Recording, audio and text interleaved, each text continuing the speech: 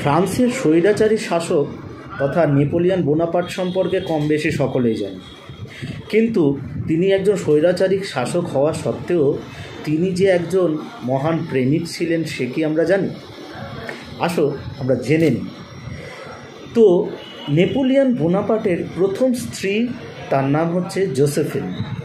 তিনি জোসেফিনকে এতটাই ভালোবাসতেন এবং তিনি ব্যক্তিগতভাবে মনে করতেন যে জোসেফিন হচ্ছে শুধুমাত্র তার ভাগ্যের একজন প্রতীক, অর্থাৎ তার সমস্ত সৌভাগ্য জোসেফিনের জন্যই সম্ভব।